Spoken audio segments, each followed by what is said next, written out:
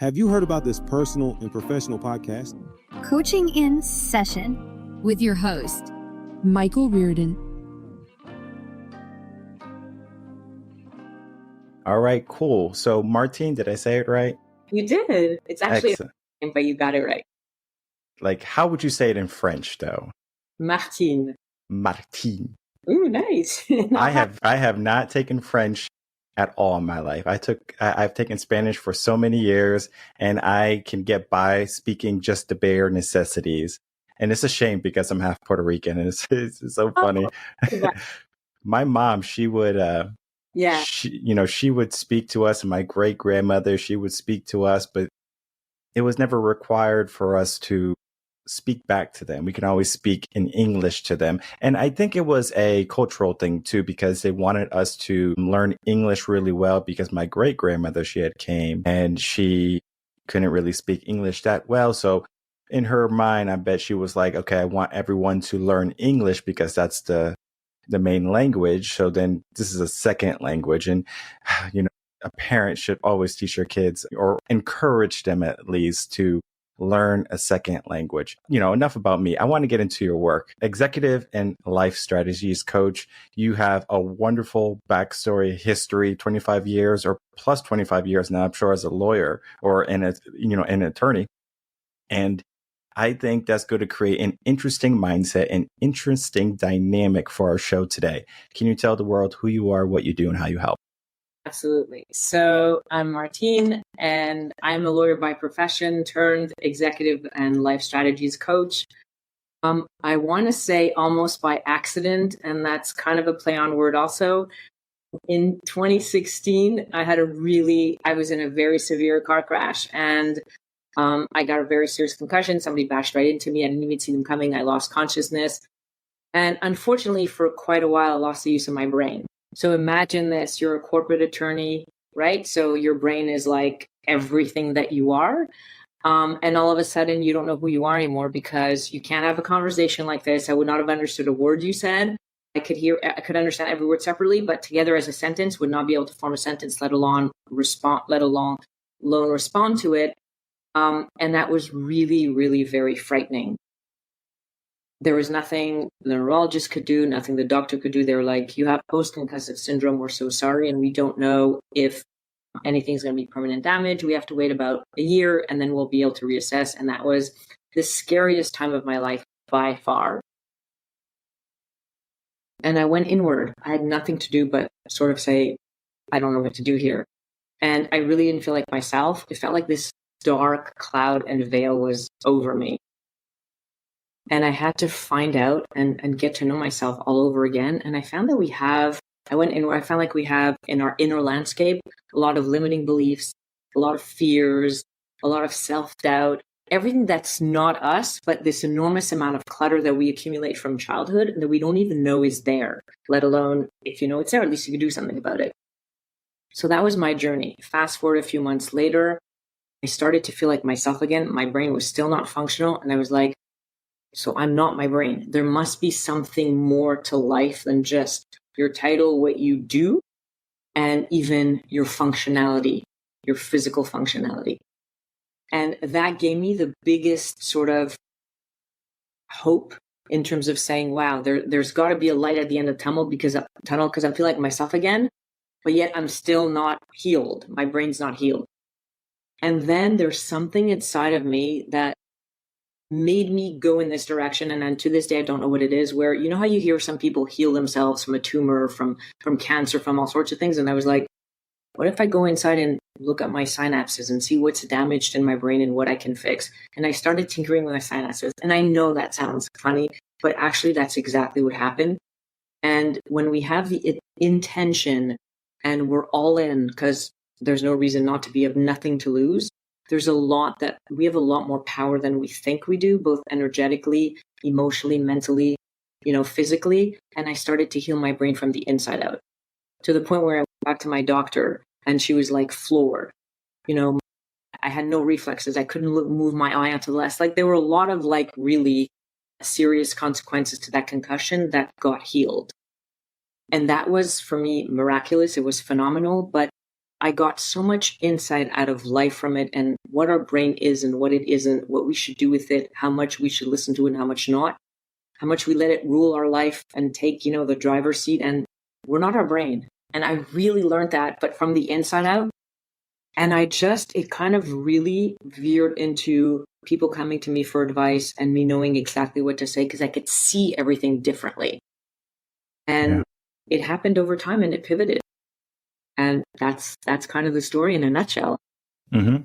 Yeah, no, it was a great accident because I know you're going to be helping so many people with these limiting beliefs and these same situations, or not exactly same, but similar situations that they might be going through, because there's so many doctors that mean well, but then again, they are not there to lie to someone. So the probability is like 98% chance that you're not going to be able to walk again or do your taxes again. They're just going to say you're not going to be able to do your taxes, but they don't talk about that 2%. They don't talk about the 1%. They don't talk about that 0.0000001%. They don't, like them in their mind, their brain, there's probability, right? It's not a good probability for people to heal sometimes when they are against the wall. And by a wall, I mean others. Others will tell you what you can and can't do. And I always use this story because it's just the easiest story to understand. Roger Bannister, you probably know him, the first man to run the sub 4-minute mile, right? All the doctors, all the scientists, family members say, you can't do it. You can't do it.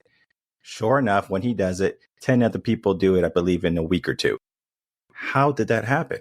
Was it because the scientists were wrong? Was it because the family was wrong? Or was it because someone showed that it was possible? And that is so powerful, where someone can go to the seemingly impossible and come back from that. What would you say to someone who is struggling with all this outside stimulus saying that they can't do it, but it's possible that they can? So the first thing is to know that it's possible. When you believe, Muhammad Ali, he kept saying, I'm the best, I'm the best. I don't know if he was really the best at the onset, right? If he had all the chances, but he believed it so much that he ended up making sure that was the only option. And that's what we need to do for ourselves. You want something? Do you believe in the process of getting it? Are you fully committed, and are you going to go there? And if the answer is yes, then as you move forward in whatever challenge, whatever comes up for you on that path, you are actually eliminating all the possibilities that lead you to not being able to reach your goal. So the first thing is really to believe in you, to believe that if you want this, that means that you can get it. I don't need to be an astronaut that walks on the moon. I don't need to go skydiving. Chances are maybe I'm not able to do that because I have no desire. But if there is an innate desire within you that feels aligned with who you are, it's also almost a message that lets you know you can do this. It's a choice. And you might have to work really hard, but you can do it. So the question is, A, are you fully committed? Are you open to going to do it no matter what it takes? And if the answer is yes, then you need to take the first step. And the first obstacle, in other words, the second step is going to be fear. Fear is always going to be there. And that's brain-based and brain-generated. But what if you fail here? What if you do that? What it's like this keen, sort of like assistant that comes and shows you everything that could go wrong and makes you believe that it's true. So then you want to question it. Do I believe in this fear? Do I believe that what I am now thinking about is a real obstacle? Or is it just a fear of mine? And if it's a real obstacle, what can I do about it? And if it's a fear, how do I eliminate it? Because they're not the same. And as you keep going and growing, you get stronger in who you are. And you really do start to embody that belief so much that before you know it, you've reached the goal and you're surprised. And that's really sort of the pattern, though. So really the step-by-step of doing that. And never, never, never believe something that somebody says if it's not aligned with you. Take it under advisement. I'm putting the lawyer hat on, right? Take it under consideration. Like, think about it. Go explore it. I talk a lot about mind curiosity because that really helps replace fear, right? Blockages. Just be curious about it. Do I agree with the statement that the doctor said? Do I feel something else inside of me where I can go in a different direction? And go explore it. You can choose what you want to do later. But just don't close it off because somebody said something or because your own brain told you something or your own thought pattern led you to something. Make sure you question things. Because as you do that, you keep space and you open possibilities as you move forward in life.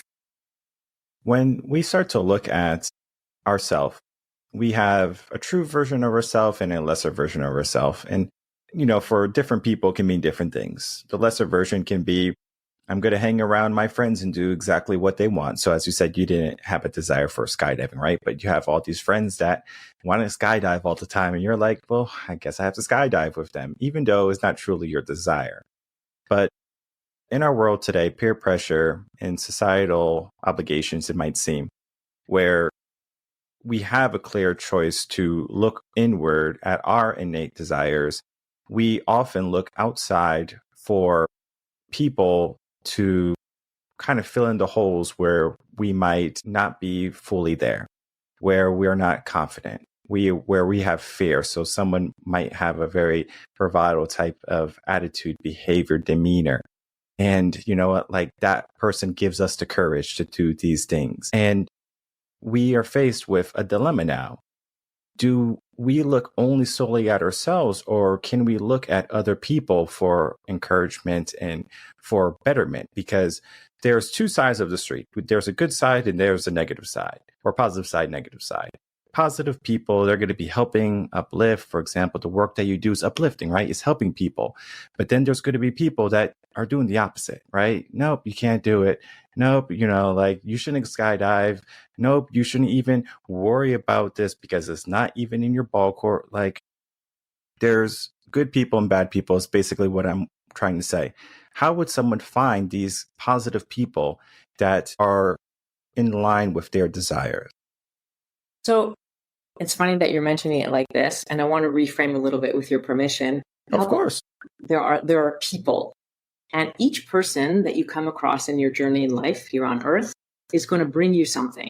So some people are going to reflect to you back sort of your good points, and they're going to be your cheerleaders on the side, and they're going to sort of always help you and motivate you. And it's going to be very clear what their purpose is because you feel good around them.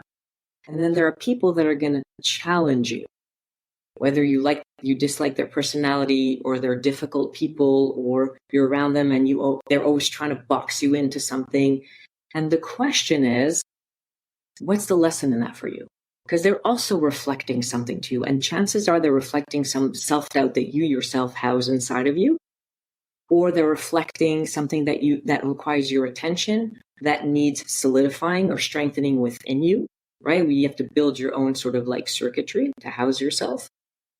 Or it's a growth opportunity where you can actually have your own voice, and maybe, sort of stand your ground, strengthen your boundaries.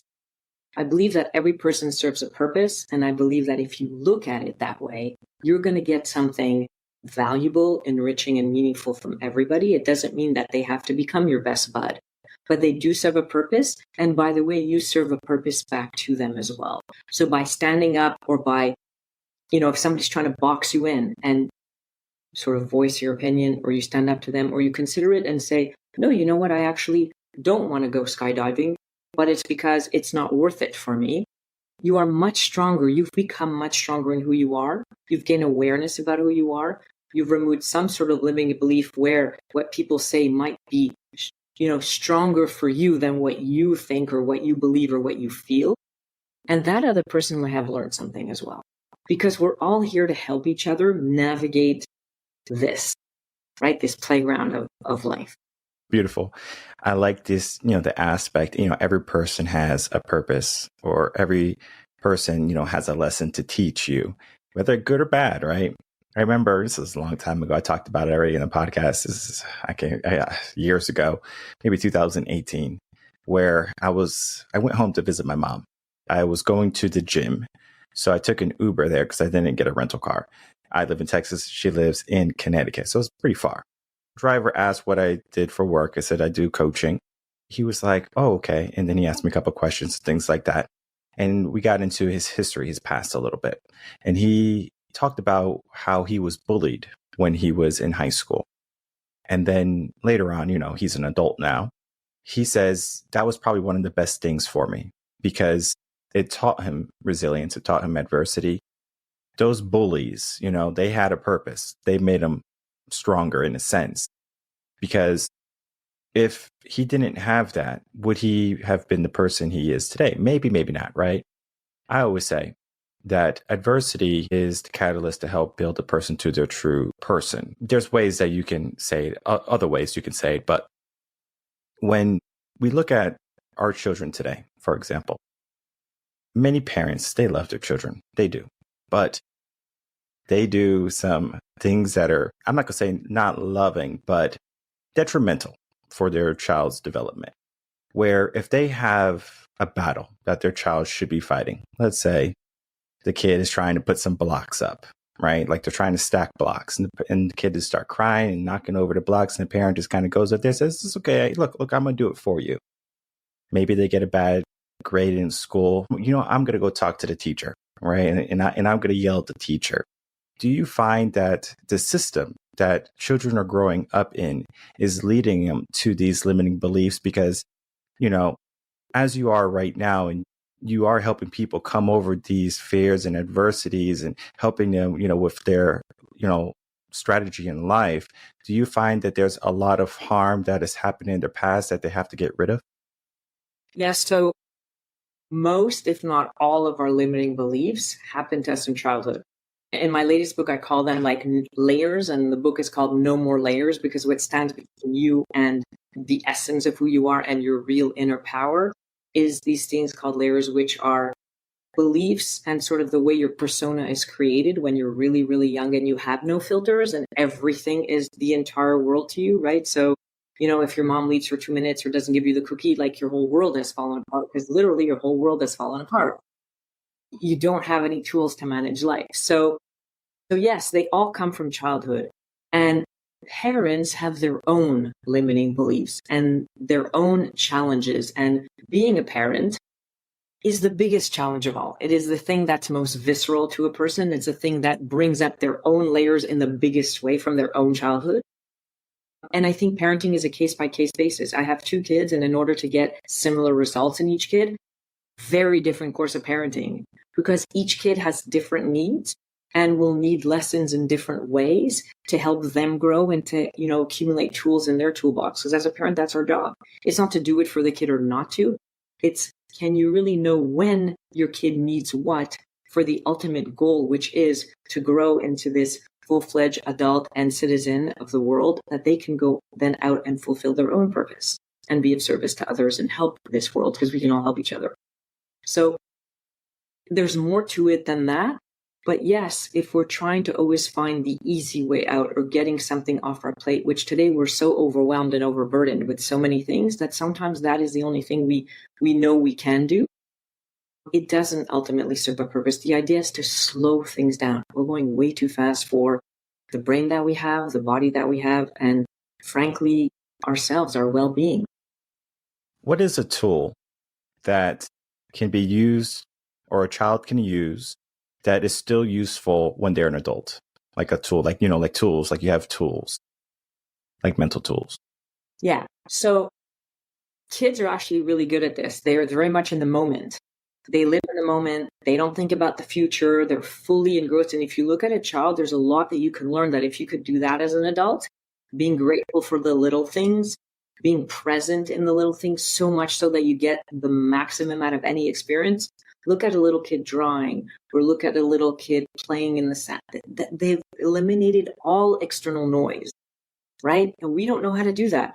We're multitaskers when our brain is not made to multitask. It's not wired that way. So we do 10 things at once, or we think we do. And in fact, we haven't experienced one of those fully at all. So it's to learn to do that and to keep that awe, that sense of discovery. Kids are a lot more fearless than we are. We're the fearful ones. We instill fear in kids. They're not born with a lot of fear, right? So I would say the reverse. Look at a kid and say, what can I bring from that into my adulthood? But for kids, it's really, as they grow up, is allowing them and giving them the tools to learn to figure out who they are. So allowing them a voice, even if you don't agree with them. Not say, I said so, you can't do this. It's more like, hold on a second, I'm going to show you my perspective so you won't want to do this. And I did this with my kids. And to this day, my kids tell me like, you never just told us no. You taught us boundaries, but you explained to us why to the point where it made sense to us in our young minds. And then we were okay with it. Even if we still wanted to do it, we understood why. I think it's taking the time to have a communication with your kid at whatever level and age group they are at goes a long way, because then they feel like they matter. And if they feel like they matter as they grow up, that builds their confidence, that builds their self-esteem, and that gives them tools along the way. Do you find that adults struggle with the reality that they matter?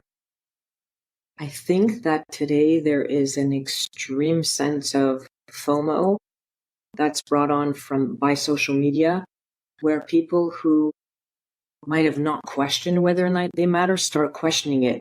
Why was I included? Do I matter? Am I important enough? Am I doing enough to be seen? Am I invisible? Is my voice being heard? Because of the way in which we've replaced in-person socializing and creating relationships with a lot of virtual social media, where you get likes means that the whole world likes you. And if you don't get a comment on a post within 20 minutes, then what does that mean? It's not real life. But our brain sort of processes it in the same way that it would a real threat and real life. So imagine how much there is much more for your brain to do. That's why there are high levels of anxiety today, high levels of depression, ADD, all of these things, because we are asked to do something that we are not apt to do, we're not wired for, and there is no quiet. Nobody just sits and is with themselves for a moment and just introspects and just says, okay, hold on a second. Absent of everything else, I need to check in with me. So with a lot of my clients, that's what I do. I do check-ins, and I'm like, where are you at with this? Where's this landing for you? Not to judge it, but to observe and to start being curious about how it is that we're feeling and what is it that's causing what in us. Like, to hear everything that's going on the inside, like to go into your inner landscape and to move away from everything that's external, because we are so externally minded and externally pushed that we are no longer part of our own equation. We look at our life now, because most people who listen to the podcast, they're adults, right? They are parents, they're teachers, coaches, etc. They might be going through some hard times. It could be financial, it could be relationship, right? Like career, whatever. They feel as if they have to do it by themselves. Where, of course, listening to the podcast is nice. Like, I encourage you to do something, to begin, take the first step at least. But they still feel like they can do it themselves. It's called self-help. I'm going to do it myself. I'm going to help myself. We have this mentality. And as you said, most of the issues that we have come from our childhood, and schooling does not help when it comes to helping yourself and understanding that you can rely on people. Look at schooling when you have to take a test. You're by yourself. You're at your desk. Sometimes the teacher tells you to put up a bunch of books. So you're a kid, so you love making a book for it. So you make all these books because you don't want anyone to look at your test or your piece of paper. But you didn't study. So it doesn't even matter. So you are there just trying to say, well, I'm on this desert island by myself. I don't know what I'm doing, but yet this is what I have been told to believe. How can people start to get into the mindset or the lifestyle that, hey, it is okay to ask for help. It is better for me to ask for help when I need it, rather than to stay stuck for months or years even. And I understand there's a joy in trying things and trying to figure out, like things out for yourself. I remember when I did, it's a tidbit that I'm gonna give it to you. When I did my first WordPress website, actually even my Squarespace website, I was like, I'm going to try this by myself. I never created a website before in my life. So I did it. It came out okay, right? It was cool. And then I did the WordPress. That was even more difficult. I was like, Jesus, all this code, like, I don't know what this is. I did my best. And then when I finally said, okay, I need some help, it was like 2 years later, but the business was already fine and everything. It was just that I wanted to have a nice website, but I knew I couldn't do it by myself. So that's when I got my website developer, and he does a great job. We just have a new website up. It's like fantastic. It's like in my head, it's like I could have never done this by myself. So, we have this drive to maybe do things by ourselves because maybe that's what we were told to. But then the reality is, if we reach out to someone, especially someone who has already walked the walk and talked the talk, wouldn't that be a better bet than to, struggle and go through all this turmoil by ourselves? So I think it's a hybrid. I think that just like what you did, I got a web developer, by the way, because that's not my strength. But there are other things that I try on my own. I won't say by myself. I'll say on my own. And what I mean by that, because words are important, they have energy. That means I own it. It's on my own. In other words, my terms to the extent that I want to do it, and then I can go ask for help. And why do I say that? Because let's take that analogy of the little kid again.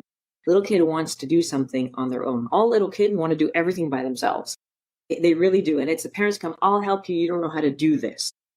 So it's reverse. It's as little kids, we're taught that we're not good enough to do certain things.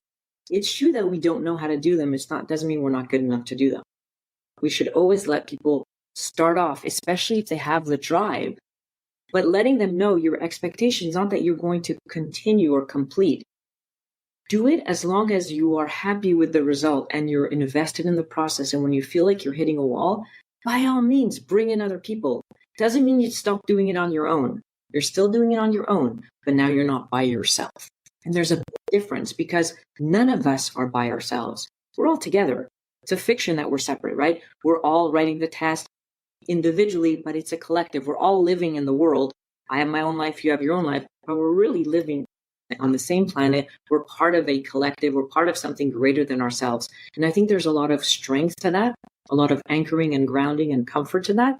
And social media, while it's created a global community, has also made people feel much more isolated than they ever did. So it's a very interesting paradox that we have to remember. Let's try to do things on our own.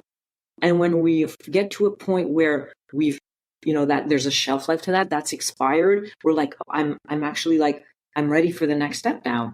I want something more professional. This is what I can do. Great. I feel empowered. I feel like I've gone as far as I can. Now, can I pivot in my brain and not think that this is a failure, but this is the next level? And the next level up, I can pay somebody to come help me, or I can reach out to a coach to come help me, because now I can work together and I still own it. But I've brought in extra help. I brought in somebody else from the outside that can guide me further than I can go. But I would always recommend, even if it's in terms of a perspective or preparing, to own yourself. Because then every step that you take later on, you're going to feel empowered and aligned with.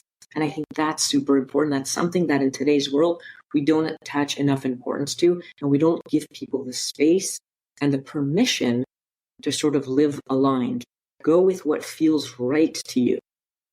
Yeah. I know people struggle with the aspect of time. Like, when is the right time to do something? Because they're like, okay, I'm going to go on my own for a little bit, and it's a month, a year, and then it's a lifetime. One of the things many people struggle with, especially here in America, is being overweight, obesity, where, January is always coming, it seems like, around the corner. And guess what? New Year's resolutions, the gyms are packed and they begin, right? They start, which is great, right? I love for you to come into the gym. I see you working out. Awesome. Keep it up. But the reality is that they don't keep it up. They don't create the discipline or develop the habits to do this long term. Do you find that people are so short when it comes to their self-development, personal development, where they will want to do great things in their life? They see this wonderful future for themselves. They say, oh my goodness, this is possible. I know I can do it. But then it's kind of like they start losing the momentum. They start going downhill, or the plane starts to descend. And before you know it, they have landed or crashed, and they're not in the place where they can lift themselves back up. What do you say to those people? Yeah, so that's absolutely correct. And that's actually a brain function. This is how we function, and this is how we're wired. So and that's why New Year's resolutions work, and they work once a year, right? They don't work every 2 months or every 3 months, right? So Yeah. This is what happens. We get all psyched and all excited, right? I'm going to do that. We have these huge goals, like ridiculously huge goals. And the bigger, the better, the more exciting it is. And we've just given ourselves a reward before we started working. So I would say, have a big goal, but now reverse engineer. What's my first step? And have a very manageable first step. And then you have another first step, and then another one. So you have your goal, you put it out there, and now you forget about it. I have to do this today, and then tomorrow I have to do that, and then the next days I have to do that. Because as you do it, it's like you're building your house brick by brick, And as you build your house brick by brick and your foundation is solid, you can keep going. But we have to understand ourselves, and we don't have enough self-awareness. We're missing that today. We're so, again, externally oriented, goal-minded rather than process invested. And what I mean by that is you need to understand who you are and how you're wired to then make it work for you. The first 2-3 weeks, people, chances are they're going to be, like you said, the gym is packed and everybody's excited. But there is a point at which you're no longer getting all those endorphins and all that excitement and all those chemicals that are soaring through your body that make you keep on wanting to be motivated. And there's doubt that starts. I don't know, today I'm tired, maybe I won't go, right? It's always that little thing that if you don't catch it, it starts that downward spiral and that kind of like, oh my God, the plane is descending and losing altitude. But it is normal. This is how our brain functions. We get to a point where we plateau, and that is the hardest part. Everybody, or most people, I'm going to say, can start something and start something very big and have the best intentions and be in good faith. The plateau part is where most people will drop off. So if we know about it in advance and we prepare ourselves for it and say, yeah, I know that at some point for a few weeks, I'm just not going to feel like doing this anymore. And my brain's going to come up with a million different reasons not to. And it's really going to push hard. Can I plow through that? Right. And I work with my clients and we work on some sort of like method and we have like a whole sort of course of action. And usually I work with them more like during those times because it's like, it's really challenging and it's almost like, it's me challenging me. It's not another person creating these obstacles, like what's going on, right? So the more we understand ourselves and we know ourselves and we can bypass all this internal resistance that our brain puts up for us, then we can actually reach our goals. And then after that, there's another peak that you can reach without those obstacles. And then there's another plateau. And so the more we know ourselves and understand ourselves and can learn how to observe our brain patterns without getting stuck in them, the more we can reach our goals. And I work with my clients on that, both in terms of what you're talking about, in terms of reaching your goals in business, in life in general, and in terms of like getting rid of those limiting beliefs that pop up on the way. Because what we also do is like, what is that internal resistance? Where is it coming from? What is it trying to tell you? And what remnant is like expressing itself that you may want to get rid of? I think that's a beautiful segue for you to tell the world how they can reach out to you and like say, hey, you know, like I'm interested. I want to get something started. I'm ready now. I'm not ready January 1st. I'm ready now. Tell the world how they can find you. Every day is a day to set your intentions and to take that first step. And like I tell people, there's only one first step. And once you've taken that first step, you can take the second and the third because now you know you can, right? And then it becomes your choice. So they can reach me at my website, www.martinecohen.com. If they go into that and then /inner guide, they have there's a guide that I put forward that I'm gifting to all your listeners today. It all starts with our thoughts. It all starts with our mindset. And it starts with just like removing all that clutter that we're bombarded with today. So that's a 7-day guide to that. I'm happy to say that I've written a book. They can go on Amazon and they can pre-order it. And it's called No More Layers, Discover Your Inner Power and Reclaim True Freedom from the Inside Out. Because once we know ourselves and we discover our inner power and we get rid of our layers, that's when we can experience true freedom. And your true freedom is not external. It's internal. When you show up to the world aligned, you can pretty much do whatever you set your mind to do. And you will live a life that it's much more meaningful and rich. And you'll be able to serve your purpose. I was thinking about the aspect, when you introduced the book early on about the aspect of layers, I was actually thinking about that probably just this past week or probably like 2 weeks ago, where I was thinking about how layers are built from when we're young and when we're old, and like the onion, analogy, where we have many layers to us. And sometimes it could take a while to peel back those layers that have been, accumulating over the time, over years and time. But we can't be afraid to explore, right? Like who we truly are, because the world is so quick to tell you who you should be or what you should have or what you should do. But the reality is you have a voice inside of you. That voice can be powerful. That voice can be weak. It could be little, it could be big. And oftentimes the littlest voice that says that you can't do something is the one you listen to. But you have a stronger voice. You have a more powerful voice. You have a voice that should be empowered. That should be that. And if you need help with that, Don't wait. Don't say you'll do it later. I know that's easy, like I'm going to put it on my to-do list for later, but you should not wait. Like, you being good should be a priority. I understand we have to have some empathy for ourselves or sympathy for ourselves, but the reality is, for me at least, you should want good in your life. Most people do, but most people, they always stop short of greatness, where it was always there for you. The limiting beliefs, the plateaus that we talked about, they're going to be something that you have to break through. And I have found the best way for individuals to do that is with a coach, with someone who can be on your side, who could be your teammate, that's going to help encourage you and to have faith in you, because we can believe all day in you, but you do have to believe in yourself, as we said early on. So I do want to thank you, Martine, for coming on. We had a lovely conversation today. All the links that you said are going to be in the description box below, so people can easily check out your website. They can pre-order your book or purchase your book. That's going to be a great way for them to begin. And then, of course, from there to begin to change their life. It's a pleasure to be on this podcast today. Thank you, Michael.